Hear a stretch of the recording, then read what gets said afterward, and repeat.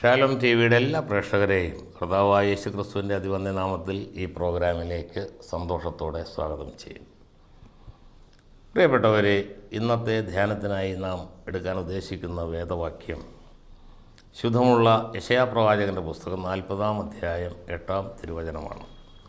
വചനം നാം ഇങ്ങനെ വായിക്കുന്നു: പുല്ലുണങ്ങുന്നു, പൂ വാടുന്നു, നമ്മുടെ ദൈവത്തിൻ്റെ വചനമോ എന്നേക്കും നിലനിൽക്കുന്നു.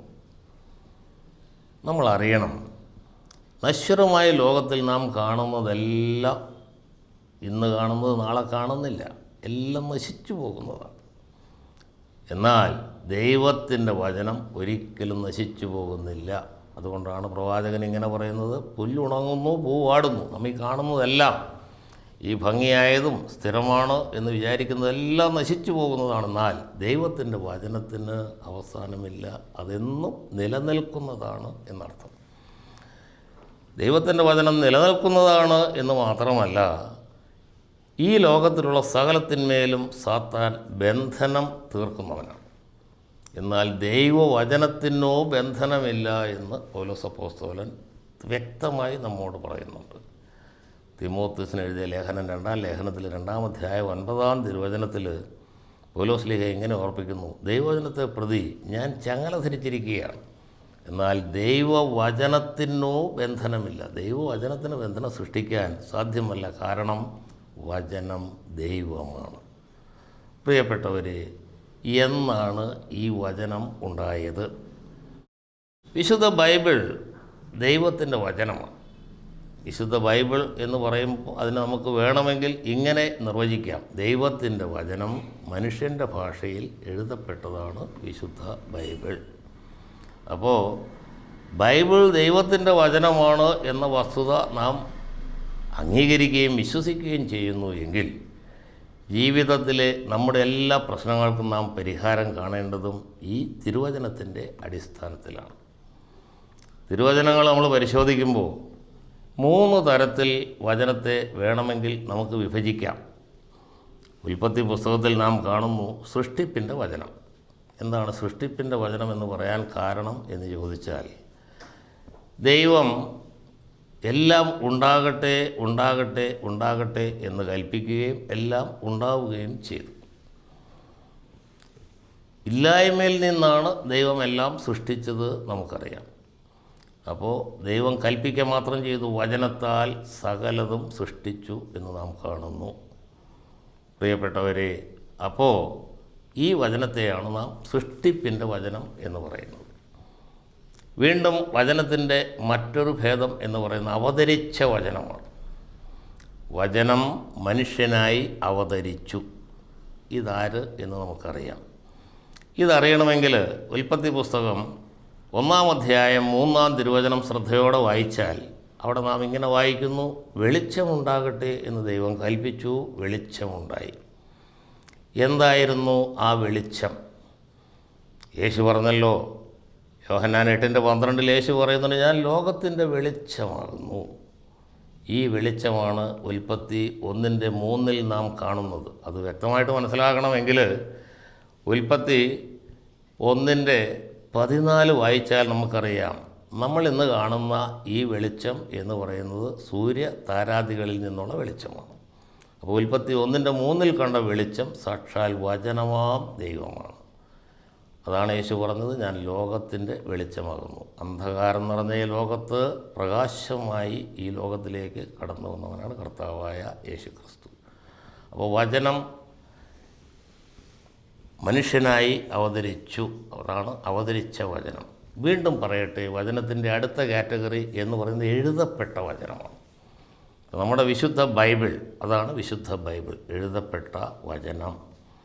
വചനത്തിൻ്റെ 3 കാറ്റഗറി ഞാൻ പറഞ്ഞു: സൃഷ്ടിപ്പിൻ്റെ വചനം, അവതരിച്ച വചനം, എഴുതപ്പെട്ട വചനം. അപ്പോൾ ബൈബിൾ ദൈവത്തിൻ്റെ വചനമാണ്. നാം അത് അംഗീകരിക്കുന്നു, വിശ്വസിക്കുന്നു. അപ്പോൾ നമുക്ക് ഇനിയുള്ള കാര്യങ്ങളെല്ലാം ഈ വചനത്തിൻ്റെ അടിസ്ഥാനത്തിൽ നമ്മെ ചിട്ടപ്പെടുത്തണം എന്നുള്ളതാണ്. നമ്മുടെ എല്ലാ കാര്യങ്ങളും ഈ വചനത്തിൻ്റെ അടിസ്ഥാനത്തിലായിരിക്കണം നാം മുമ്പോട്ട് പോകേണ്ടത് എന്നർത്ഥം. പ്രിയപ്പെട്ടവരെ, ഈ വചനം നമ്മൾ പ്രഘോഷിക്കുന്നു. എന്തിനാണ്? സാധാരണ വേദികളിലെല്ലാം നമ്മൾ വചനപ്രഘോഷണം നടത്തുന്നുണ്ട്. എന്താണ് ഈ വചനപ്രഘോഷണത്തിൻ്റെ ആവശ്യം, ഉദ്ദേശം, ലക്ഷ്യം? വചനം പ്രഘോഷിക്കുന്നതിൻ്റെ മുഖ്യമായ ഉദ്ദേശം എന്ന് പറയുന്നത് ആർക്കും സംശയമില്ല, പാപി രക്ഷിക്കപ്പെടണം എന്നുള്ളതാണ് വചനപ്രഘോഷണത്തിൻ്റെ ഏറ്റവും മുഖ്യമായ ലക്ഷ്യം. പാപിയുടെ രക്ഷ, പാപിയുടെ മാനസാന്തരം. അപ്പോൾ വചന കേൾവി, പാപത്തിൻ്റെ അവസ്ഥയിൽ കഴിയുന്ന ഒരു വ്യക്തി ദൈവവചനം കേൾക്കുമ്പോൾ അവന് അതിലൂടെ ഒരു പാപബോധ്യം സാധ്യമാകുന്നു. പാപബോധ്യം വരുന്ന ഒരു വ്യക്തി തീർച്ചയായിട്ടും അവൻ ദുഃഖത്തിലാകുന്നു. പൗലോസ്ലീഹ ഓർപ്പിക്കുന്നുണ്ട്, നിങ്ങൾ ദുഃഖിച്ചതുകൊണ്ടല്ല, മാനസാന്തരത്തിനായി ദുഃഖിച്ചതിനാൽ തന്നെ അവന് അതൊരു മാനസാന്തരത്തിലേക്ക് അതവനെ വഴി നടത്തുന്നു. എന്താണ് മാനസാന്തരം? നമുക്കറിയാം. ഒരുവൻ തൻ്റെ പാപവഴികളെ ഓർത്ത് വെറുത്തുപേക്ഷിച്ച് യഥാർത്ഥമായ ദൈവിക അനുതാപത്തോടെ വിശ്വാസത്താൽ ദൈവത്തെങ്കിലേക്ക് വരുന്നതാണ് മാനസാന്തരം. അപ്പോൾ ഒരു വചന കേൾവി ഒരു വ്യക്തിയെ ഒരു യഥാർത്ഥ മാനസാന്തരത്തിലേക്ക് വഴി നടത്തുന്നു. ഈ മാനസാന്തരം എന്നതാകട്ടെ, നമുക്കറിയാം, നമ്മുടെ എല്ലാ ആത്മീയ ശുശ്രൂഷകളുടെയും ആത്യന്തികമായ ലക്ഷ്യം എന്ന് പറയുന്നത് ആത്മാവിൻ്റെ രക്ഷയാണ്. യേശു ഇങ്ങനെ പറഞ്ഞല്ലോ, ലോകം മുഴുവൻ നേടിയാലും സ്വന്തം ജീവനെ നഷ്ടപ്പെടുത്തിയാൽ അവൻ എന്ത് പ്രയോജനം? നമ്മുടെ ആത്മാവിനെ നഷ്ടപ്പെടുത്തിയിട്ട് നമ്മൾ എന്ത് നേടിയിട്ട് എന്ത് പ്രയോജനം? അപ്പോൾ ആത്മാവിൻ്റെ രക്ഷ എന്നുള്ളതാണ് ഈ വചന ശുശ്രൂഷയുടെ ഏറ്റവും മുഖ്യമായ ലക്ഷ്യം. ഈ രക്ഷ സാധ്യമാകുന്നത് ഒരു മാനസാന്തരത്തിലൂടെയാണ്. ദൈവം ഒരുക്കിയ രക്ഷാമാർഗത്തിലെ പ്രഥമ കാൽച്ചുവടാണ് മാനസാന്തരം. മാനസാന്തരം കൊണ്ട് നമുക്കറിയാം, രക്ഷയുടെ ചില കടമ്പകൾ കടക്കേണ്ടതുണ്ട്. പരിശുദ്ധാത്മാവിനാൽ ഒരു വ്യക്തിയിൽ സംജാതമാകുന്ന മാനസാന്തരമാണ് ഒന്നാമത്തെ കടമ്പ. മാനസാന്തരത്താൽ ഒരുവനിൽ ഉളവാകുന്ന വിശ്വാസം അടുത്ത കടമ്പയാണ്. വിശ്വാസത്താൽ ഒരുവനിൽ ഉളവാകുന്നത് അവനിൽ വിശുദ്ധീകരണമാണ്. വീണ്ടും ഇതവനെ നീതീകരണത്തിലേക്ക് നയിക്കുന്നു. ഇതവനെ വീണ്ടും ജനനത്തിലേക്ക് നയിക്കുന്നു. വീണ്ടും ജനനം എന്ന് പറയുമ്പോൾ ഒരു യഹൂദ പ്രമാണിയോട് യേശു പറഞ്ഞു, നീ വീണ്ടും ജനിച്ചില്ല എങ്കിൽ സ്വർഗരാജ്യം കാണുകയില്ല. പ്രിയപ്പെട്ടവരെ, എന്തുകൊണ്ടാണ് മനുഷ്യനൊരു വീണ്ടും ജനനം ആവശ്യമായി വന്നത്? അത് അറിയണമെങ്കിൽ ഉൽപ്പത്തി പുസ്തകം 5-ാം അധ്യായം ശ്രദ്ധയോടെ നാം ഒന്ന് പഠിച്ചാൽ എന്തുകൊണ്ടാണ് മനുഷ്യനൊരു വീണ്ടും ജനനം ആവശ്യമായി വന്നത് എന്ന് മനസ്സിലാകും. ആദാമിന് 130 വയസ്സുള്ളപ്പോഴാണ് ആദാമിന് സേത്ത് ജനിച്ചത്. അപ്പോൾ ആദാം ജനിച്ചപ്പോൾ ആദാം ദൈവത്തിൻ്റെ രൂപത്തിലും സാദൃശ്യത്തിലുമായിരുന്നു. ആ വേദഭാഗം വായിക്കുമ്പോൾ നമുക്ക് മനസ്സിലാവും. എന്നാൽ ആദാമിൽ നിന്ന് സേത്ത് ഉത്ഭവിച്ചപ്പോൾ, സേത്തിന് ജന്മം നൽകിയപ്പോൾ ആ സാദൃശ്യം നഷ്ടപ്പെട്ടിരുന്നു. അപ്പോൾ അതുകൊണ്ട് ആദാമിനുണ്ടായിരുന്ന ദൈവസാദൃശ്യം ആദാം നഷ്ടപ്പെടുത്തി. ആദാമിന് സന്തതി ഉണ്ടായപ്പോൾ ആ ദൈവസാദൃശ്യം അവനിലില്ലാതെ പോയി. അതുകൊണ്ടാണ് നമുക്ക് ഒരു വീണ്ടും ജനനത്തിൻ്റെ ആവശ്യം ഉണ്ടായത്. ഈ വീണ്ടും ജനനത്തിന് നമ്മെ സഹായിക്കുന്നത് ഈ വചന കേൾവിയാണ്. പത്രോസ്ലീഹ തൻ്റെ 1-ാം ലേഖനത്തിൽ 1-ാം അധ്യായം 23-ാം തിരുവചനത്തിൽ പറയുന്നു, നിങ്ങൾ വീണ്ടും ജനിച്ചിരിക്കുന്നത് ഈ ദൈവവചനത്താലാണ്. പ്രിയപ്പെട്ടവരെ, അപ്പോൾ ദൈവവചനം നമ്മെ വീണ്ടും ജനനത്തിന് സഹായിക്കുന്നു. വീണ്ടും ജനിച്ചില്ല എങ്കിൽ സ്വർഗരാജ്യം അവകാശമാക്കുകയില്ല എന്നു യേശു കൃത്യമായി പറഞ്ഞിരിക്കുന്നതാണ്. യഹൂദ പ്രമാണിയോട് പറഞ്ഞ് നമുക്കറിയാം. നിക്കോദിമസിനോട് പറഞ്ഞു, വീണ്ടും ജനിച്ചില്ല എങ്കിൽ നീ സ്വർഗരാജ്യം കാണുകയില്ല. അപ്പോൾ ആ വീണ്ടും ജനനം നമുക്ക് സാധ്യമാക്കി തരുന്നത് ദൈവത്തിൻ്റെ വചനമാണ്. അപ്പോൾ വീണ്ടും ജനനം. അടുത്തത് പുത്രത്വമാണ്. പുത്രത്വം എന്ന് പറഞ്ഞാൽ ഇതെല്ലാം നമുക്ക് ഈ വചന കേൾവിയിലൂടെയും വിശ്വാസത്തിലൂടെയും സാധ്യമായി തരുന്ന ഒരു സംഗതിയാണ്. പുത്രത്വം. നമ്മൾ ഈ ലോകത്തിലായിരിക്കുമ്പോൾ ഒരു പുത്ര അനുഭവത്തിലായിരിക്കണം. യേശു എങ്ങനെയായിരുന്നുവോ, യേശു നമുക്കറിയാം, എന്ത് ചെയ്താലും പിതാവ് പറയുന്നു, ഞാൻ ചെയ്യുന്നു. ഇതാണ് നമ്മളോട് പറഞ്ഞിട്ടുള്ളത് യേശു. ആയതുപോലെ നമ്മളും ഒരു പുത്ര അനുഭവത്തിലെ ആ പുത്രത്വം, പിന്നെ വീണ്ടും വീണ്ടെടുപ്പ്, ഇതെല്ലാമാണ് രക്ഷാമാർഗത്തിലെ ചുവടുകൾ. ഞാൻ പറയട്ടെ, ഒന്ന് പരിശുദ്ധാത്മാവിനാൽ ഒരുവനിൽ സംജാതമാകുന്ന മാനസാന്തരം, മാനസാന്തരത്താൽ ഉളവാകുന്ന വിശ്വാസം, വിശ്വാസത്താൽ ഉളവാകുന്ന വിശുദ്ധീകരണം, അതിനാൽ ഉളവാകുന്ന നീതീകരണം, അതിനാൽ ഉളവാകുന്ന വീണ്ടും ജനനം, വീണ്ടും ജനനത്താൽ ഉളവാകുന്ന പുത്രത്വം, പുത്രത്വാൽ വരുന്ന വീണ്ടെടുപ്പ്, ഇതെല്ലാം ഈ രക്ഷാമാർഗത്തിലെ ചുവടുകളാണ്. ഇതെല്ലാം സാധ്യമാകുന്നത് ഈ വചന കേൾവിയിലൂടെയാണ്. അപ്പോൾ 7 കടമ്പകൾ എന്ന് പറയുമ്പോൾ നമുക്ക് അത്ഭുതം തോന്നിയേക്കാം. ഒരു വിശ്വാസിയെ സംബന്ധിച്ച് ഒരു ബുദ്ധിമുട്ടും കൂടാതെ കടന്നു പോകാവുന്ന കടമ്പകളാണ് ഈ 7 കടമ്പകളും. ആ വിശ്വാസം നമുക്ക് തരുന്നത് ഈ ദൈവവചനമാണ്. വചന കേൾവിയുടെ അടുത്ത സാധ്യത എന്ന് പറയുന്നത് ഒരുവനെ വിശ്വാസത്തിൽ ഉറപ്പിക്കുകയാണ്. നമുക്കറിയാം, അപ്പോസ്തല പ്രവർത്തനങ്ങൾ പഠിക്കുമ്പോൾ 14-ാം അധ്യായം 22-ാം തിരുവചനം പഠിക്കുമ്പോൾ നിങ്ങൾ വിശ്വാസത്തിൽ ഉറക്കണമെന്നും അനേകം കഷ്ടങ്ങളിൽ കൂടി ദൈവരാജ്യത്തിൽ കടക്കേണ്ടതാകണമെന്ന് പറഞ്ഞ് ശിഷ്യന്മാരെ പറഞ്ഞ് ഉറപ്പിക്കുന്ന വേദഭാഗമൊക്കെ നമുക്കറിയാം. ഒരുവനെ വിശ്വാസത്തിൽ ഉറപ്പിക്കുന്നത് ദൈവവചന കേൾവിയാണ്. റോമാലേഖനം 10:17 നാം വായിക്കുന്നത് ഇങ്ങനെയാണ്: വിശ്വാസം കേൾവിയാലും കേൾവി യേശുക്രിസ്തുവിൻ്റെ വചനത്താലും വരുന്നു എന്നാണ്. അപ്പോൾ ഒരുവനിൽ വിശ്വാസം വരേണ്ടത് വചന കേൾവിയിലൂടെയാണ്. ഇന്ന് വിശ്വാസം വരുത്തുവാൻ വേണ്ടി പല മാർഗങ്ങൾ മനുഷ്യൻ സ്വീകരിച്ച് കാണുന്നുണ്ട്. നമുക്കറിയാം, പലരും സാക്ഷിമൊഴികൾ കേട്ട് വിശ്വസിക്കാൻ ആഗ്രഹിക്കുന്നു. അതുകൊണ്ടാണ് പലരെ കൊണ്ടും ഇങ്ങനെ സാക്ഷ്യം പറയിക്കുന്നു. സാക്ഷ്യം തെറ്റെന്ന് ഞാൻ പറയുന്നില്ല, സാക്ഷ്യം നല്ലതാണ്, വിശ്വാസത്തിലേക്ക് വരാൻ നല്ലതാണ്. പക്ഷെങ്കിൽ യഥാർത്ഥത്തിൽ വിശ്വാസം ഉണ്ടാകേണ്ടത് സാക്ഷ്യത്തിൽ നിന്നല്ല, സാക്ഷ്യത്തിൽ നിന്നല്ല വിശ്വാസം ഉണ്ടാകേണ്ടത്, മറിച്ച് വിശ്വാസത്തിൽ നിന്നാണ് സാക്ഷ്യം ഉണ്ടാകേണ്ടത്. ആ വിശ്വാസം നമുക്ക് വരുന്നത് ഈ വചന കേൾവിയിലൂടെയാണ്. നമുക്കറിയാം, വിശ്വസിക്കുന്നവരാണ് അനുഗ്രഹിക്കപ്പെടുന്നവർ.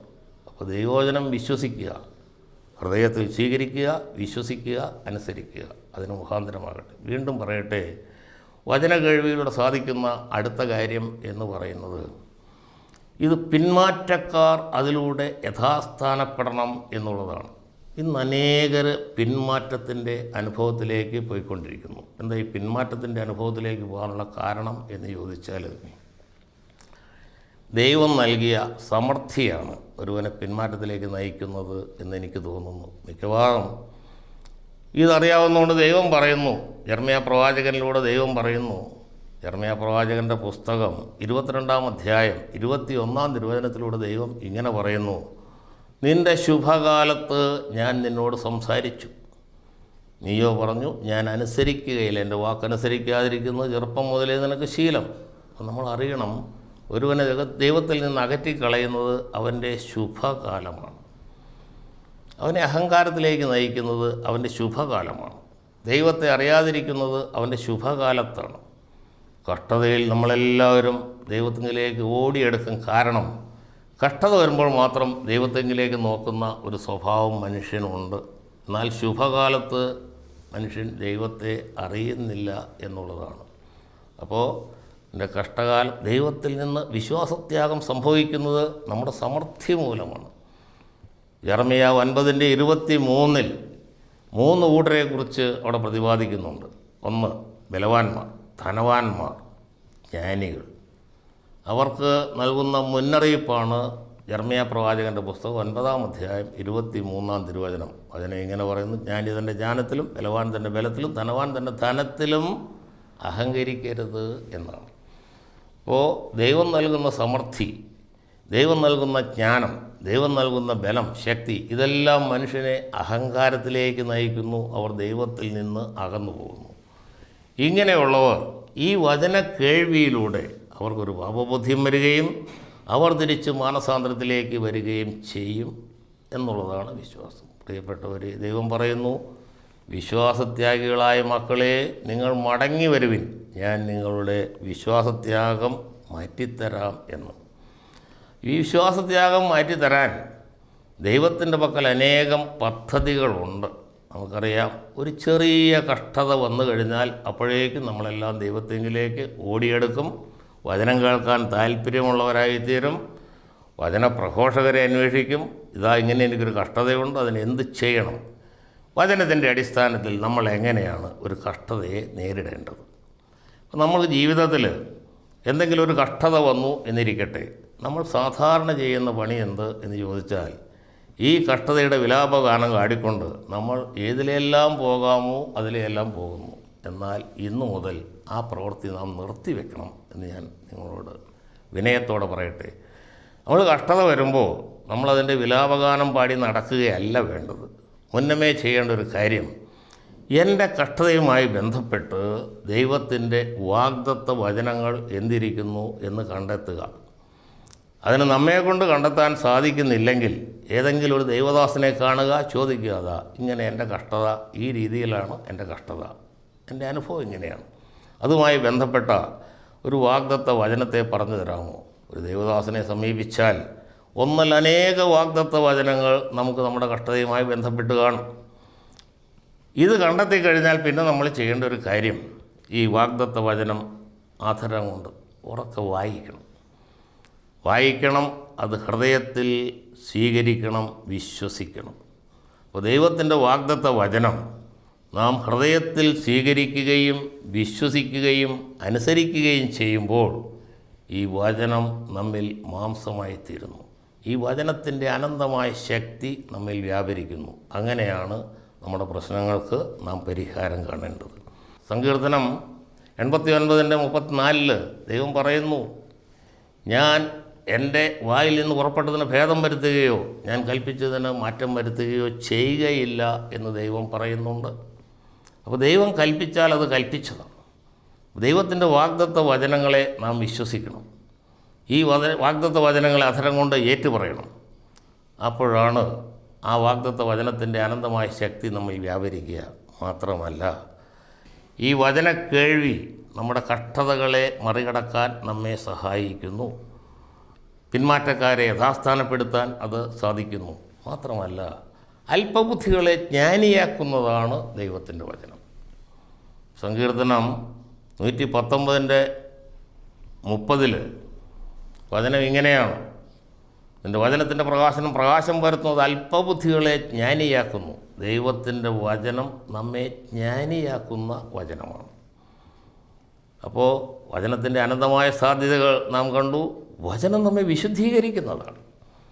യേശു പറഞ്ഞു, ഞാനിപ്പോൾ നിങ്ങളോട് സംസാരിക്കുന്ന വചനം നിമിത്തം നിങ്ങളിപ്പോൾ ശുദ്ധിയുള്ളവരായിരിക്കുന്നു. യോഹന്നാൻ 15:3 യേശു ക്രിസ്തു പറയുന്നൊരു ഭാഗമാണ്. ഞാനിപ്പോൾ നിങ്ങളോട് സംസാരിക്കുന്ന വചനം നിമിത്തം നിങ്ങളിപ്പോൾ ശുദ്ധിയുള്ളവരാകുന്നു. യേശു ഒരിക്കൽ പറഞ്ഞു, നിങ്ങൾ തിരുവെഴുത്തുകളെ ശോധന ചെയ്യുന്നു, അതിൽ നിങ്ങൾക്ക് നിത്യജീവനുണ്ട് എന്ന് നിങ്ങൾ അറിയുന്നു, അവ തന്നെയാണ് എനിക്ക് സാക്ഷ്യം നൽകുന്നത്. എങ്കിലും എൻ്റെ അടുക്കൽ വരുവാൻ നിങ്ങൾക്ക് മനസ്സില്ല. ഇന്നത്തെ മനുഷ്യൻ്റെ അവസ്ഥ മനസ്സിലാക്കിക്കൊണ്ടാകണം യേശു പറഞ്ഞിരിക്കുന്നത് എന്നെനിക്ക് തോന്നുന്നു. എങ്കിലും ജീവൻ പ്രാപിപ്പാൻ എൻ്റെ അടുക്കൽ വരുവാൻ നിങ്ങൾക്ക് മനസ്സില്ല. അപ്പോൾ തിരുവെഴുത്തുകളിൽ നിങ്ങൾക്ക് നിത്യജീവനുണ്ട് എന്ന് നിങ്ങൾ അറിയുന്നു എന്നാണ് യേശു പറയുന്നത്. തിരുവെഴുത്തുകൾ വായിച്ചാൽ തിരുവെഴുത്തുകളിൽ നമുക്ക് നിത്യജീവനുണ്ട്. ഈ തിരുവെഴുത്തുകൾ നമ്മൾ വിശ്വസിക്കുമ്പോൾ അത് നമുക്ക് നിത്യജീവന് ആധാരമായിത്തീരുന്നു, നമ്മുടെ വിശുദ്ധീകരണത്തിന് ആധാരമായിത്തീരുന്നു. തിരുവെഴുത്തുകളുടെ മറ്റൊരു സാധ്യത എന്ന് പറയുന്നത് അത് നമ്മെ പ്രത്യാശയിൽ ഉറപ്പിക്കുന്നതാണ്. ക്രിസ്തീയ ജീവിതം ഒരു പ്രത്യാശയുടെ ജീവിതമാണ്. ഈ പ്രത്യാശ നമുക്ക് നൽകുന്നത് ഈ ദൈവത്തിൻ്റെ വചനമാണ്. സ്തോത്രം. ആയതുപോലെ വചനപ്രഘോഷണത്തിൻ്റെ ഏറ്റവും വലിയ സാധ്യത അല്ലെങ്കിൽ അതിൻ്റെ ഏറ്റവും വലിയ ഉദ്ദേശം എന്ന് പറയുന്നത്, ഇന്ന് അനേക ദുരുപദേശങ്ങൾ, ക്രിസ്തീയ വിശ്വാസങ്ങൾക്കെതിരായ അനേക ദുരുപദേശങ്ങൾ പറഞ്ഞു വരുത്തപ്പെടുന്ന കാലമാണിത്. ഈ ദുരുപദേശങ്ങളിൽ നിന്ന് നാം രക്ഷ പ്രാപിക്കണമെങ്കിൽ പൗലോസ് അപ്പോസ്തലൻ ആവർത്തിച്ച് പറയുന്ന ഒരു കാര്യമാണ്. അതായത് അന്യരുടെ ദുരുപദേശങ്ങളിൽ നിങ്ങൾ വീണു പോകരുത്.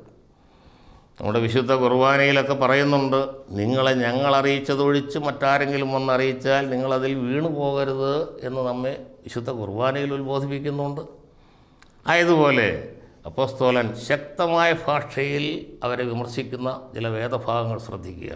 ഒന്ന്, അപ്പോസ്തല പ്രവർത്തനങ്ങൾ 20, 28, 29, 30 ഈ ഭാഗങ്ങൾ വായിച്ചാൽ ഈ അന്യോപദേശക്കാരിൽ നിന്ന് നാം രക്ഷപ്പെടേണ്ടതിന് ഈ വചനം നാം അറിഞ്ഞിരിക്കണം. ഈ വചനം അറിയില്ലെങ്കിൽ ആരെങ്കിലും വന്ന് എന്തെങ്കിലും ദുരുപദേശം നമ്മളോട് പറഞ്ഞു കഴിയുമ്പോൾ നമ്മൾ അതിലങ്ങ് വീണു പോകുന്നൊരവസ്ഥ നമുക്കുണ്ടാകാം. ശക്തമായ ഭാഷയിൽ വീണ്ടും പറയുന്ന എഫേസ്യർ 4:14 ഇവിടെയൊക്കെ പറയുന്നത്, ആരെങ്കിലും വന്ന് എന്തെങ്കിലും പറയുമ്പോഴത്തേക്കും അതാണല്ലോ അതിൻ്റെ ശരി, വചനഗ്രാഹ്യമില്ലെങ്കിൽ നമുക്ക് സംഭവിച്ചു പോകുന്നത് അതാണ്. അതാണല്ലോ അതിൻ്റെ ശരി. യേശു ദൈവമല്ല എന്ന് വാദിക്കുന്നവരുണ്ട്.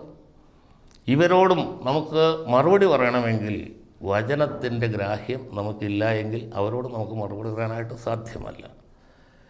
എഫേസ്യർ 4:14, കൊളോസ്യ ലേഖനം 2:8, റോമാലേഖനം 16:17, 18 ഇതെല്ലാം വായിക്കുമ്പോൾ നമുക്കറിയാം നമ്മൾ ഈ വചനം വായിക്കുകയും വചനം ഗ്രഹിക്കുകയും ചെയ്തില്ലെങ്കിൽ ഇങ്ങനെയുള്ള ദുർപദേശങ്ങളിൽ നിന്ന് നമുക്ക് മുക്തി നേടുവാനായിട്ട് സാധിക്കുകയില്ല. സ്തോത്രം. വചന കേൾവിയുടെ മറ്റൊരു ഏറ്റവും വലിയ പ്രധാനപ്പെട്ട ഉദ്ദേശം എന്ന് പറയുന്നത് ഇത് ദൈവനാമം മഹത്വപ്പെടണം എന്നുള്ളതാണ്.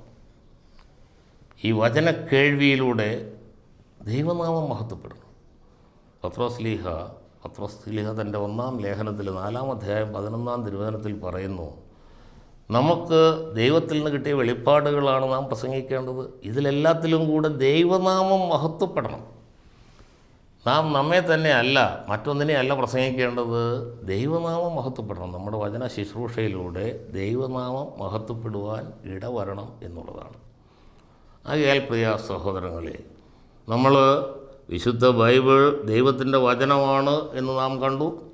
ഈ വചനത്തിൻ്റെ അടിസ്ഥാനത്തിലാണ് നാം നമ്മുടെ എല്ലാ പ്രശ്നങ്ങൾക്കും ഉത്തരം കാണേണ്ടത് എന്നും നാം കണ്ടു കഴിഞ്ഞു.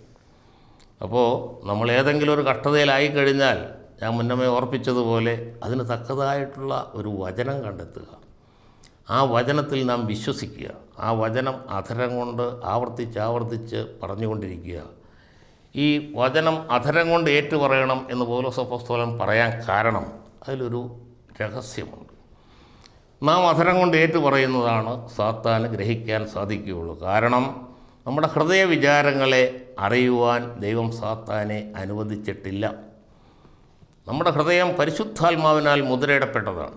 യിരെമ്യാവ് 17:9 പറയുന്നുണ്ട്, മനുഷ്യൻ്റെ ഹൃദയം ഏറ്റവും വിഷമം നിറഞ്ഞതാണ്, ഏറ്റവും വിഷമമുള്ളതാണ് മനസ്സിലാക്കാൻ. അതിനെ ആരാഞ്ഞറിയുന്നവൻ ആർ? ദൈവമല്ലാതെ മറ്റാരും ഈ ഹൃദയത്തെ മനസ്സിലാക്കിയിട്ടില്ല. അപ്പോൾ ഹൃദയ വിചാരങ്ങളെ അറിയുവാൻ സാത്താനെ അനുവദിച്ചിട്ടില്ല. അപ്പോൾ അതുകൊണ്ട് ഈ വചനം നമ്മൾ അധരം കൊണ്ട് ഏറ്റുപറയുമ്പോഴാണ് സാത്താനത് ഗ്രഹിക്കാൻ സാധിക്കുക. പ്രിയ സഹോദരങ്ങളെ, അപ്പോൾ ഈ വചനത്തിൻ്റെ അനന്തമായ സാധ്യതകളെക്കുറിച്ച് നാം കേട്ടല്ലോ. നമ്മുടെ ജീവിതത്തിലെ ഏത് പ്രശ്നത്തിനും ഈ വചനത്തിലൂടെ നാം പരിഹാരം കാണാനായിട്ട് ശ്രമിക്കണം.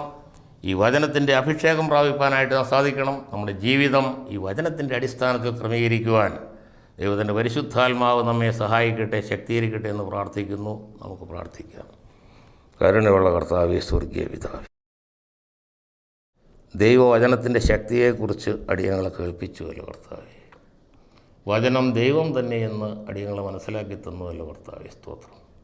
അടിയങ്ങളുടെ ജീവിതം ഇതാ തിരുക്കരങ്ങളിലേക്ക് സമർപ്പിക്കുന്നു. വചനാധിഷ്ഠിതമായൊരു ജീവിതം നയിപ്പാൻ അടിയങ്ങളെ അവിടുന്ന് പ്രാപ്തരാക്കണമേ. വചനമനുസരിച്ച് ജീവിക്കുന്നവരായി, വചനം പാലിക്കുന്നവരായിരിക്കുവാൻ ഞങ്ങളെ അവിടുന്ന് പ്രാപ്തരാക്കണമെന്ന് പ്രാർത്ഥിക്കുന്നു. യേശുവിൻ്റെ നാമത്തിൽ തന്നെ ആമേൻ.